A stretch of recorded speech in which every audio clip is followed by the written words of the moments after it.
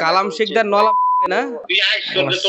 পিরোজপুরের ইন্দুরকানীতে সংবাদ সংগ্রহের দায়িত্ব পালনকালে দুজন সাংবাদিকের উপর বিএনপি ও অঙ্গ সংগঠনের নেতাকর্মীরা হামলা চালিয়ে আহত করার 9 দিন পার হলেও আসামিদের কাউকে গ্রেফতার করেনি পুলিশ। উল্টো 9 আসামিদের মধ্যে 6 জনকে আদালত আজ সোমবার জামিন দিয়েছে। এ তথ্য নিশ্চিত করেছেন অ্যাডভোকেট নিয়াম হাসনাত। এর আগে গত রোববার বিকেলে ইন্দুরকানী উপজেলার চণ্ডীপুর বাজারে সুপারি কেনাবেচা ও পরিবহন নিয়ে খবর সংগ্রহ করছিলেন ওই দুই সাংবাদিক। একই সময়ে চণ্ডীপুর ইউনিয়ন বিএনপির একটি সমাবেশ চলছিল। এ সময় সাংবাদিকরা সুপারি ট্রাকে তোলা এবং বাজার সংক্রান্ত ভিডিও ধারণ করছিলেন। সমাবেশে উপস্থিতি কম থাকায় বিএনপির কিছু নেতাকর্মী মনে করে সাংবাদিকরা তাদের ফাঁকা চেয়ারের ছবি তুলছে।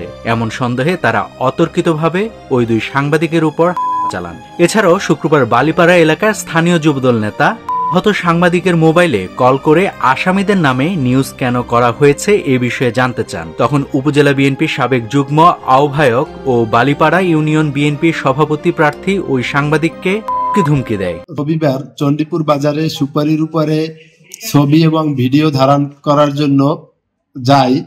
বিকালে চণ্ডীপুর বাজার থেকে সুপারিগুলো পরিবহনে করে বিভিন্ন দেশের বিভিন্ন জায়গায় নিয়ে যায়। এরকম ফুটেজ এবং ছবি আমরা ধারণ করি। পাশেই একটা বিএনপির সমাবেশ চলছিল। সেই সমাবেশে লোক সমাগম কম থাকায় অনেকগুলো চেয়ার খালি থাকে।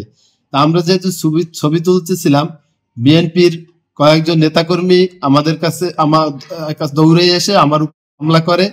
এই সন্দেহে আমাদের করে ফারুক ও প্রথমেই ওহিদ তাওহিদ আমাকে করে বা আমার মোবাইল ছিনিয়ে যায় এবং পরে আমার আত্মীয় স্বজন সেখান থেকে উদ্ধার করে আমাকে জিয়ানগর স্বাস্থ্য কমপ্লেক্সে ভর্তি করায়। এ ঘটনায় শনিবার রাতে পিরোজপুর সদর থানায় ভুক্তভোগী সাংবাদিক বাদী হয়ে ওই বিএনপি নেতার নামে একটি সাধারণ ডায়েরি করেন। পিরোজপুর সদর থানার ভারপ্রাপ্ত কর্মকর্তা ওসি মোহাম্মদ রবিউল ইসলাম বলেন, হুমকির বিষয়ে অভিযোগ পেয়েছেন, আইনগত ব্যবস্থা চলমান রয়েছে।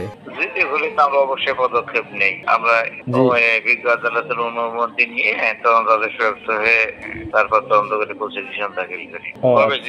কপিটা ভাই আমার একটু হোয়াটসঅ্যাপে পাঠিয়ে দেন তো। আচ্ছা জি, আচ্ছা ঠিক। এ ঘটনায় জড়িতদের গ্রেফতার এবং দৃষ্টান্তমূলক শাস্তির দাবিতে মঙ্গলবার বিকেলে পিরোজপুর শহরের টাউন ক্লাব সড়কে জেলার কর্মরত সাংবাদিকরা একটি মানববন্ধন করেন। দোষীদের দ্রুত গ্রেফতার করে দৃষ্টান্তমূলক শাস্তির দাবি করেন তারা। সুনির্দিষ্ট অভিযোগ থাকা যাদের নাম দেওয়া হয়েছে সুনির্দিষ্টভাবে তাদেরকে অতি সত্বর গ্রেফতার করে দৃষ্টান্তমূলক শাস্তির আওতায় নিয়ে আসতে হবে। ব্যক্তিগতভাবে মাননীয় পুলিশ সুপার মহোদয়ের কাছে এর দৃষ্টান্ত শাস্তি দাবি করছি। অনেক ভালো করে জানি কেমন আর ওই মানে আরে বিল্লা কেমন, ঠিক আছে। আপনার সম্পর্কে যে ভূমিদস্যু এটা লিখবেন। ভূমিদস্যু লেখছি ওখানে, ভূমিদস্যু এখানে লেখা হয়েছে। তোর নলা ভাঙ্গা তোর নলা থাকবে না, তুই লেখছো না। বিষয়টা হলো কি, কালাম শিকদার নলা না, এগুলো কালাম শিক ভাঙবে। এই বিরোধ শোনেন, বিরোধ তৈরি করা, সংঘাত তৈরি করা এগুলো ঠিক না। ঠিক আছে, এগুলো ঠিক না, ঠিক আছে, ঠিক আছে, ঠিক আছে, ওকে। পরে স্থানীয়রা আহত সাংবাদিকদের উদ্ধার করে ইন্দুরকানী উপজেলা স্বাস্থ্য কমপ্লেক্সে নিয়ে যায়। অবস্থার অবনতি হলে রাতে দুজনকে পিরোজপুর জেলা হাসপাতালে পাঠানো হয়। এর 9 দিন পরে আজ সকালে আহত 2 সাংবাদিকের অবস্থা উন্নতি না হয় বরিশাল শেরে বাংলা মেডিকেল কলেজ হাসপাতালে রেফার করা হয় তাদের।